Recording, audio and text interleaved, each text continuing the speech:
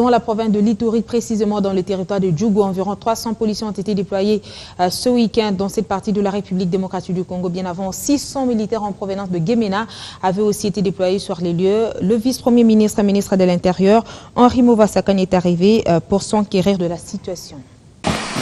300 policiers et 600 militaires, le renfort est de taille. C'est avec ce nombre d'éléments de forces de sécurité que la délégation du ministère de l'Intérieur, conduite par le vice-premier ministre Movasakane, est à Djougou, dans la province de l'Ituri. En lueur d'espoir pour les populations de cette partie de la République, victimes de massacres attribués au conflit interethnique et Malendu.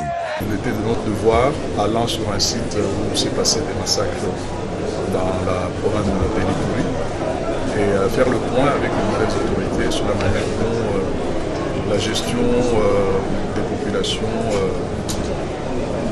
se réalise.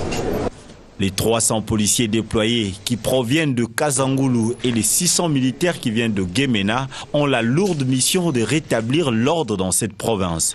Pour le ministre de l'Intérieur, quant à lui, il sera question d'identifier ces semeurs de troubles. Il commence sa tournée par le Conseil de sécurité de province pour ensuite entamer plusieurs consultations avec les différentes forces vives de la place. Bien avant Gemena, Henri Mova a fait une escale dimanche à Kisangani où il est allé s'enquérir de la situation sécuritaire et politique dans ce coin. Nous sommes dit qu'on pouvait faire d'une pierre plusieurs coups.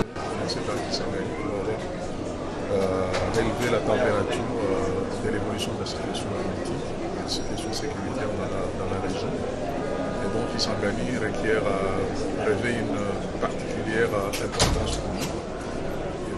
Le choc pouvait aller ailleurs, mais la situation sécuritaire préoccupante de l'Ituri nous a décidé de commencer par ici et Kisangani est quand même le point de chute le plus à même de nous donner une vision globale de la situation.